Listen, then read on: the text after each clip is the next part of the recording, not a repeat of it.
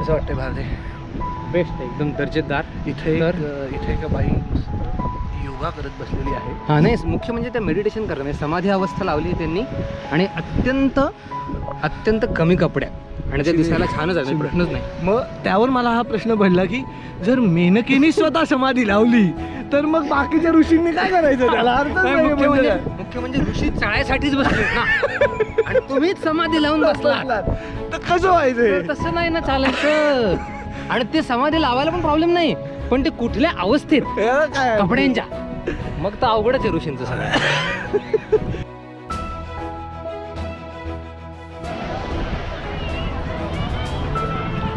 आपल्याकडे जशी लोक स्विमिंगच्या क्लासला जातात, टेनिसच्या क्लासला जातात, बॅडमिंटनच्या मॅक्सिमम काय कॅरम बोर्ड क्लासला जातात, चेसच्या क्लासला जातात. इथली मुलं बघा समरमध्ये कुठल्या क्लासला? सर्फिंग शिकायचं. जॅकी श्रॉफ काय दाखवतोय? अरे जरा मी दाखवतोय यांना की आपल्याकडे कसं टेनिस, चेस अशा क्लासला जातात. ही माणसं ही पोरं इथं सर्फिंग शिकतात. सर्फिंग म्हणजे सर्फ बोर्ड असतो आणि त्या सर्फ बोर्डवर तो बोर्ड असा लाटांवर घालायचा आणि असं झुप झुप. आपल्याकडे ओल्ड स्पाइस शॅड होती ना, ओल्ड स्पाइस शॅड, तो असा ओल्ड स्पाइस म्हणून आफ्टर शेव लोशन होतं. ऋतिक रोशन आणि त्याचा तो असा उभा राहतो त्याच्यावर आणि जसं जातो लाटांवर. ते प्रकार मी लहानपणीच केलेले आहेत, त्यामुळे मला आता गरज नाही राहिली. पुढे विहिरीत तुमच्या आमच्या त्यांच्या विहिरीत पाणी नाही, हे सर्फिंग करतात. पण हे दाखवतो मला, लांबून दिसेल तुम्हाला, पण ही मुलं अशी हे करतायत सर्फिंग. तिथं मस्त लोक बीचवर झोपली आहेत दिवाळीचे मस्त. आत्ता ते झोपले, त्यांना फराळ दिला पाहिजे ऍक्च्युली, खाऊन मस्त झोप. यांना जाऊन फराळ दिला, चकली खा म्हणजे. माझ्या खिशात आहेत काही चकल्या खिशात घेऊन देऊ का? हां आवडेल मला द्यायला. आणि लाडू पण आणलेत 2-3 असतील बहुतेक, आणलेत पण देऊ शकतो.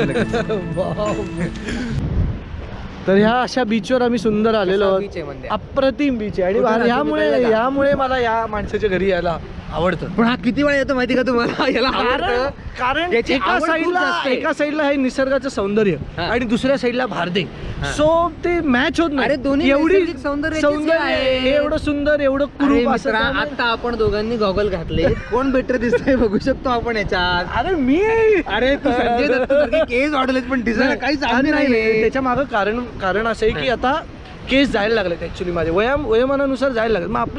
मग आपल्याकडे असलेली गोष्ट कशी आपण खूप उपभोगतो. शेवट मी आता उपभोगून घेतोय माझी केस. बस काय ती गॉन केस होणार आहे काही दिवसांनी. त्यामुळे त्यामुळे नाही विनोदाचा भाग सोडले. तुला काहीतरी मला महत्वाचं आणि यांनाही काही महत्वाचं सांगायचं होतं. नाही मला काय माहिती का, मला एक काय झालंय, थोडीशी पार्श्वभूमी सांगतो तुम्हाला. अरे बापरे, फार नको. सिडनीमध्ये बाकी सगळं खूप छान असलं, स्वच्छ असलं, अप्रतिम. आणि अजून एक महत्वाचा मुद्दा, आता काय, आज 2 गॉगलवाले, त्याबद्दल तुमचं काय मत?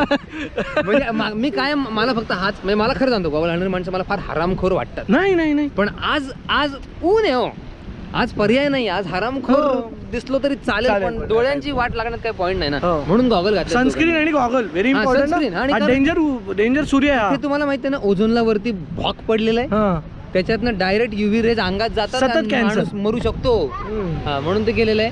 तर महत्वाचा मुद्दा म्हणजे काय, मस्त सुंदर बीच, अप्रतिम बीच. तर मला हे सांगायचं होतं तुम्हाला आता की इथे सगळं छान आहे, रस्ते एवढे सुंदर आहेत, सगळं स्वच्छ आहे, पण घरात भरपूर झुरळ असतात. झुरळांचा काय करायचं? अरे इथं उन्हाळा आला की झुरळ, आणि काय होतं, आणि झुरळांसारखी लोक नंतर बीचवर, कारण घरात झुरळ असतात. आता काय करणार त्याला, काय करणार? तर त्यामुळे वेगवेगळी छोटी मोठी वेगवेगळ्या रंग पण वेगळे असतात, काही चॉकलेटी, काही पांढरी, काही उडणारी, काही चालणारी, काही रांगणारी. बस फार झाला विनोद झुरळांवरचा. तर मग झालं असं की माझ्या घरी पण झुरळ भरपूर आहेत अनफॉर्च्युनेटली, पण तरी तुम्ही यावर का, म्हणजे असं समजू नका की मी घाणेरडा माणूस आहे, या प्लीज या. ओके, माझा पत्ता तुम्हाला नाही सांगत. कोणाला बोलवतोयस तू? तर एकदा झालं असं, आत्ता म्हणजे माझ्या मुलीचा वाढदिवस होता, गेल्याच छोट्या मोठ्या छोटी अजून 1 वर्षाची नाही झाली. अच्छा, 1 वर्षानंतर वाढदिवस असतं ना, जिरका कानाखाली. तर माझ्या मोठ्या मुलीचा 5 वर्षाची झाली ती आता, तिचा वाढदिवस होता. तर त्या वाढदिवसाला आम्ही एक अशी योजना आखली होती, अशी एक अरेंजमेंट केली होती की फक्त किड्स पार्टी, किड्स आई वडील पार्टी नको. किड्स पार्टीज बेटर असते. अहो आई वडील वैताग देतात. आई वडील काय कशाला सांगायचं पाहिजे आता? मुलांच्या पार्टीला खरी हा, गोष्ट काही आहे. गरज नसते त्यांची आणि ते मलाही येऊन पीत पटतं. बसतात आमच्यासारखे. हो, त्यापेक्षा खरं. लहान मुलं पीत नाहीत, बरं असतं ते. तर मग आई वडील नसणारी अशी एक पार्टी छान अरेंज केली होती आणि माझ्या मुलीच्या एक 4-5 मैत्रिणी, 2-3 मित्र असं आले होते घरामध्ये सगळे.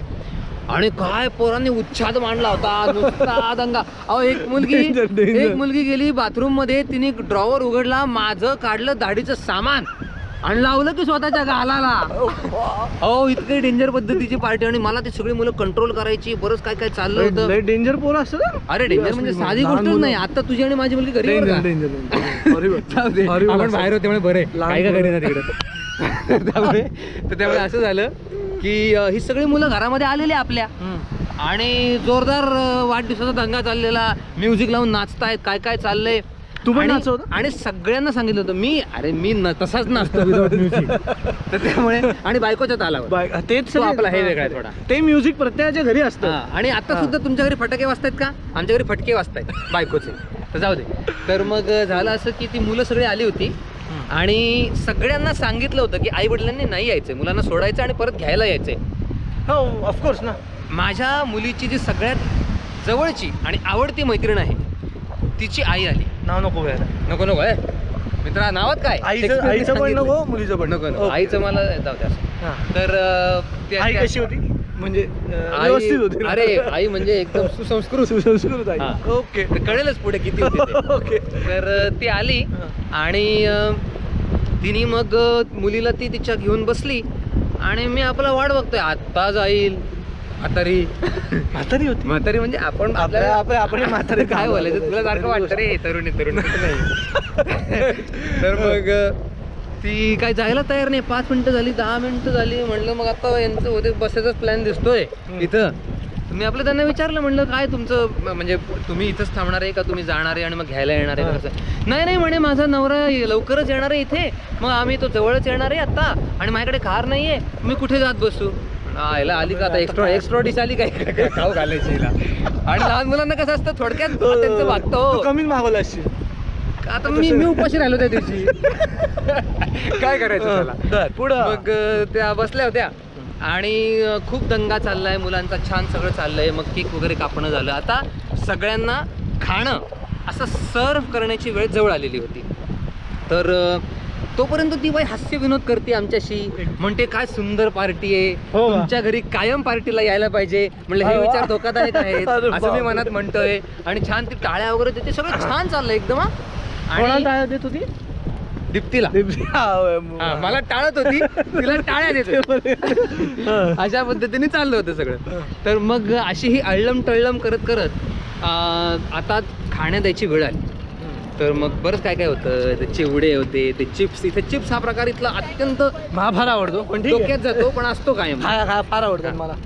तर ते चिप्स वगैरे सगळेच होतं. त्यानंतर ते काय ॲपल ज्यूस वगैरे या द्यावंच लागतं. ते ज्यूस मी नंतर माझ्या वेगळ्या गोष्टींना वापरलं, तो भाग वेगळा, पण ते आणून सगळं ठेवलेलं होतं आणि आता द्यायची वेळ आली. तर मग झालं सारखे नको रे. तर मग असं झालं की सगळ्या डिशेस तयार करायची मी असं करत होतो. म्हणजे डिश सगळ्या तयार करतोय आणि भरतोय डिशमध्ये सगळे पदार्थ. तेवढ्यात काय असतं, भारतीय माणसाची नजर हे अत्यंत पारखी असते. तर माझ्या नजरेतनं एक असं भिंतीवर रांगत जाणारं झुरळ काही सुटलं नाही आणि समहाव प्रतिक्षिप्त क्रियेनुसार पटकन मी चप्पल उचलली. कोणाची? माझी घरातली. घरात स्लीपर टॉयलेटला वापरतो ती. टॉयलेट म्हणा, घरात चालायला म्हणा, कसंही म्हणा. आता आपली लायकी एवढी काय सारखी सांगायची की संडासला चपला वापरतो असं नको ना. तर ती चप्पल उचलली, पटकन झुरळ मारलं, चप्पल टाकली आणि परत डिशमध्ये सगळं भरलं वगैरे. आता ती बाई अशी एकदम रेडी आहे, तिला पदार्थ वगैरे खूप तिने सांगितलं, काय छान तुम्ही किती पदार्थ तू चपलेनी झुरळ मारलं.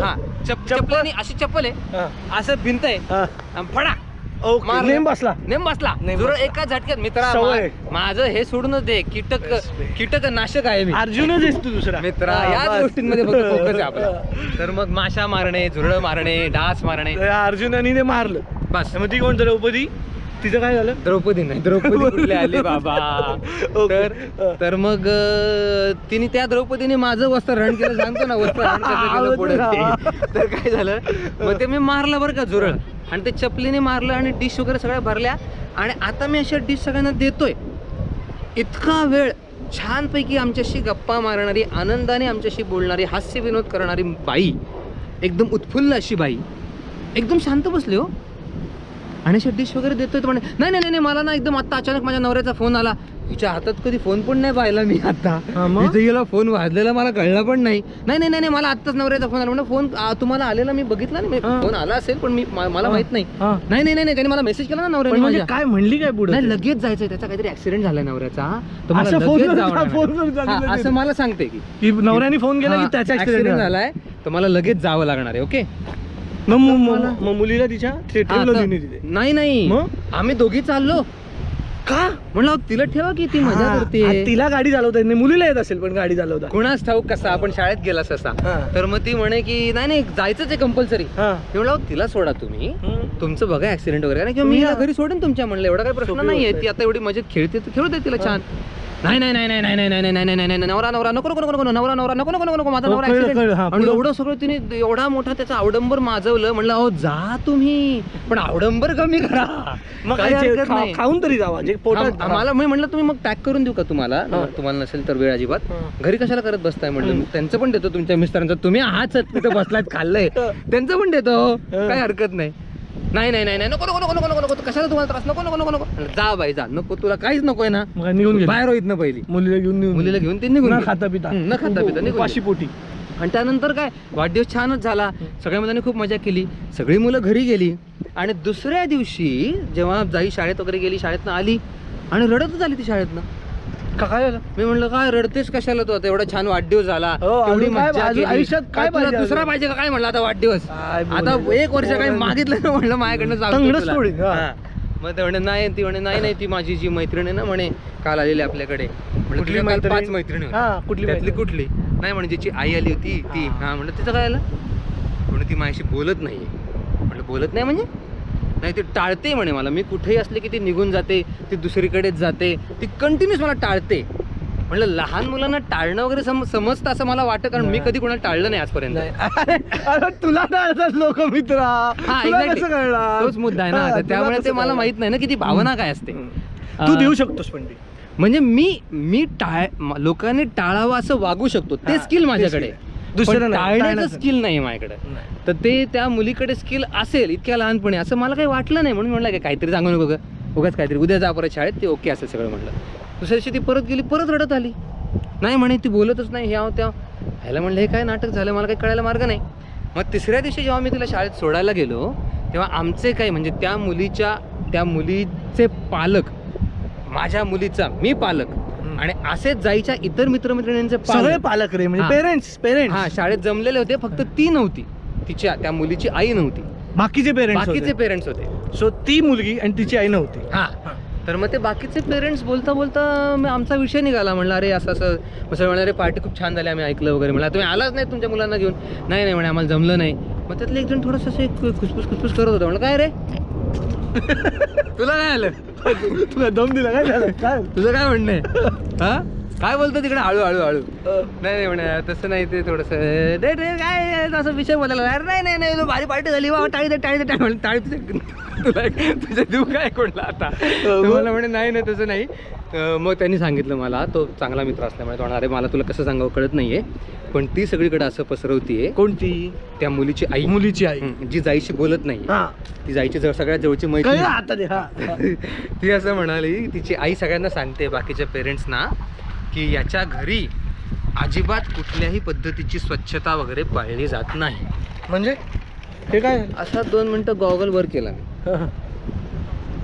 म्हणलं ह्याचा काय अर्थ आहे मला नाही कळालं. म्हणलं स्वच्छता म्हणजे काय, म्हणलं म्हणजे काय, म्हणजे हे म्हणलं डेंजर आरोप आहे. मला एकदम इन्सल्टिंग वाटलं. म्हणजे काय म्हणणं काय म्हणलं. नाही थोडा ऐक, त्यांनी काय सांगितलं, तू झुरळ मारलं तुझ्या घरात कधी. म्हणलं मी मी रोज झुरळ मारतो. यातलं तू कुठल्या झुरळाबद्दल बोलतोय ते मला सांगतोस का जरा. नाही म्हणे अरे काहीतरी वाढदिवसाला झालं.